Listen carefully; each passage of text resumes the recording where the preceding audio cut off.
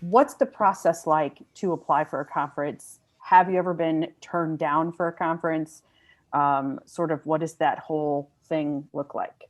Um, Bianca, how about you? Yeah, this is the one I am the expert in. Um, so the process of applying is going to be slightly different from conference to conference. I tend to find academic conferences are a lot more formal in their proposal process. I want to know a lot more about potentially the research behind what you're doing. There might be a white paper involved. A lot of the learning and development, more industry kind of conferences, stuff like the Learning Guild, ATD, that group, is a little more practical, a little easier to put in your proposal. Typically, what I see in most proposals is information about you as a speaker, and then information about the problem that you're trying to solve and how your session is going to solve it. That's how we have it structured with the Guild proposal process, but it's essentially what a lot of people are asking for. A lot of times they're looking for what's the practical, what can someone walk away with? The more detail you can put about the specifics you're going to cover is helpful, but that process of applying, you have to really gauge how much detail they want. Like, look for word counts and stuff, because that'll be the difference between you writing 3 sentences or 3 paragraphs. Mm-hmm. And some conferences want one and some conferences want the other. So just kind of pay attention to that. It can be competitive. It depends on the event. And so sometimes if you're nervous about presenting, finding an event where there aren't as many people proposing. Mm-hmm. So DevLearn, we typically have 700 to 900 proposals per call for proposals for DevLearn for about 100 odd slots. Mm-hmm. Now we have our own rules about this. We try and give 1 slot per person at the beginning to get as many people on the program. We think that's important. A lot of other events will do something similar. Mm-hmm. But there's other conferences that are smaller, like Learning Solutions. And it tends to have about 400 to 500 people proposing for about 100 odd slots. It's a better shot. Sometimes your local events will have less people proposing. That's an easier one to get onto. Mm-hmm. But yeah, I will say not a lot of proposal processes I've seen ask for your whole presentation up front. It's usually more, here's the gist of what you're planning to cover. We're going to trust that you're going to deliver. So that's at least good. You don't have to have it completely done. You just need to have the concept really solid. Nice. Yeah, and I'll kind of add some color around timing. So one thing that I found actually quite frustrating at the beginning was that some conferences that are happening in like January or February, they want you to apply in May of the previous year, like 10 months ahead. And Bianca's like, well, yeah. And I get it now, but when I first was applying, I was like, how do I know? I don't know. Like, that is like, I'm going to sleep like 350 times before then. Like, what are you talking about? So it's, it was a little bit frustrating, but now that I kind of understand the rhythm. So like, for example, we're recording this in January. So in the next month or so, the fall conferences are going to start calling for. And so then I'll know then that early spring to midsummer is when next year's, winter time conferences are being called for. So once you kind of understand that, it's less frustrating, but just know that they're going to want to know well ahead of time that you're interested. It's not like, oh, the conference is in 3 weeks. Oh, I'll throw my hat in. That's probably not going to work out. More often than not. The bigger the conference, the more lead-in time they're going to need. So for like our conferences, the big ones, it's about the amount of time it takes to make a baby. Yes. But like, think about this. We've got 700 to 900 proposals. We read every single one of those and weigh them against each other. So that whole process takes multiple months because we've got other work going on too. And then there's all the logistics and we need to make sure everyone's on board and has time to make their presentation. And from a marketing perspective, a conference needs to be able to sell the event with the program as far ahead of time as possible. Because if you're an attendee, you want to know what you're buying before you go. And it's really hard for the speakers, particularly speakers who are talking about kind of cutting edge stuff. Sure.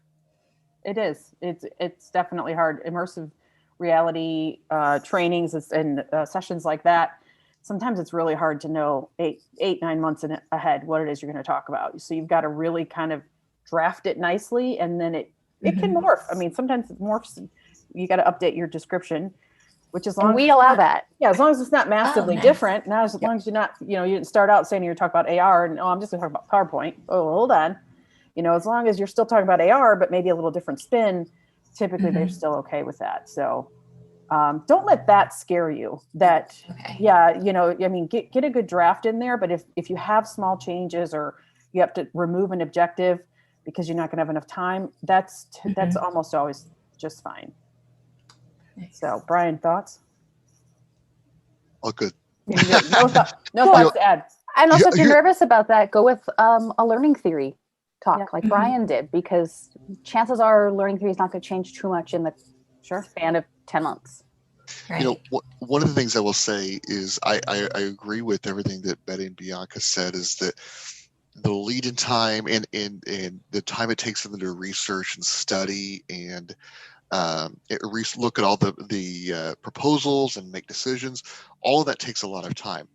I'm going to come to this from the outside looking in as a speaker and say that I sent my proposal for DevLearn last year in early mid-March, I think it was.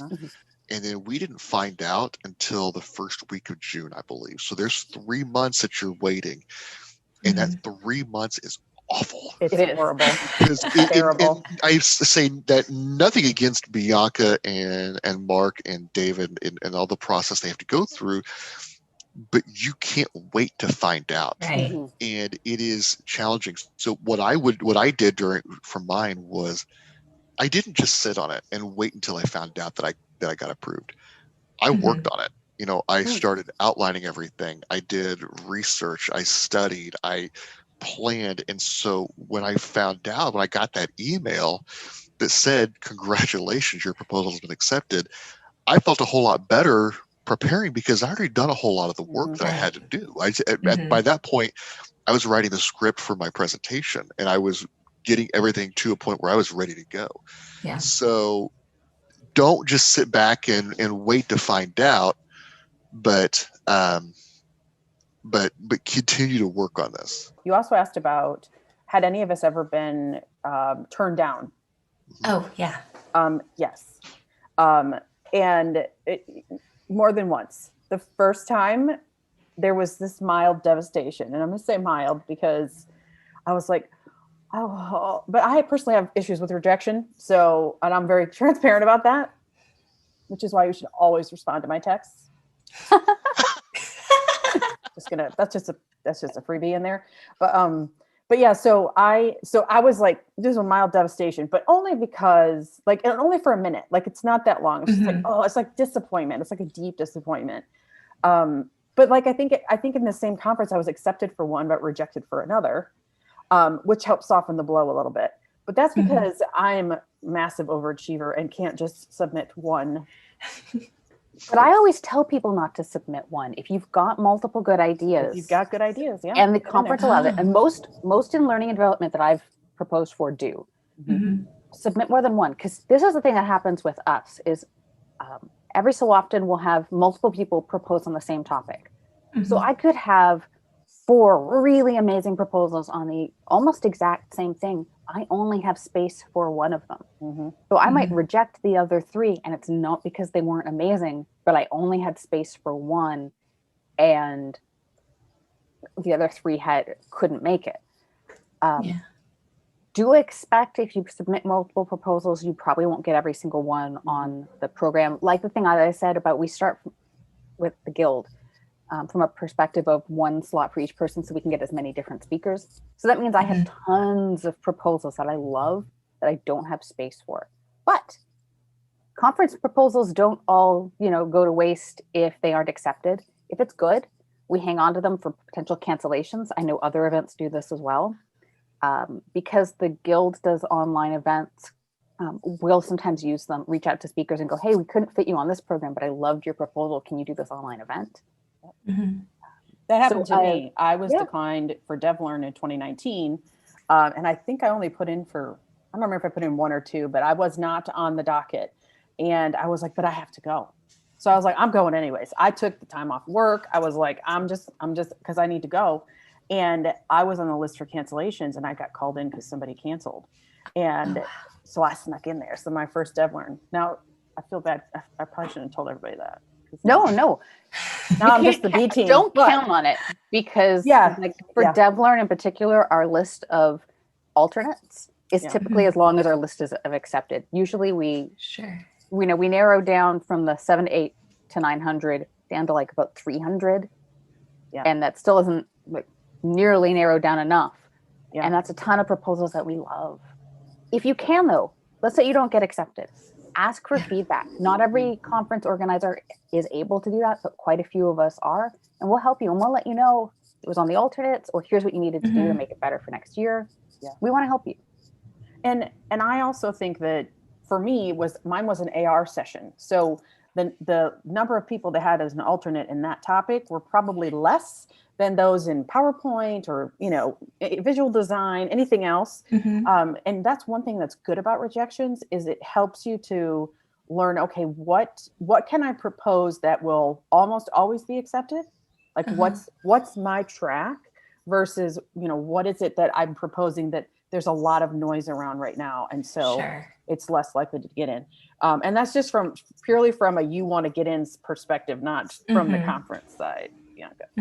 So finding something unique to you and to your interests that others might find valuable. Agreed. Yeah. And even within an established busy space, let's say you want to do something on video. We get a lot of proposals on video, but quite a few of them have a lot of overlap. If you have a unique take on a popular topic, that counts too. Sure. Now, I have a kind of a follow-up question, because all these applications and rejection conversation kind of led me to thinking about college and how would you want to like hedge your bets on like a particular topic by applying to multiple conferences on the same topic, or is that like not allowed? Well, that's what I do, so I hope it's allowed. It's totally allowed. Do it. Yeah, I mean, I usually have a specific session that I'm doing this year, and then next year it might be a little bit different depending on the feedback I've received for my sessions for this year. So, 2020 it was all about pop-up AR, and this year it's AR Sideshow Spectacular, which is just building awareness around augmented reality and how it could be used in learning. And next year, who knows what it will be?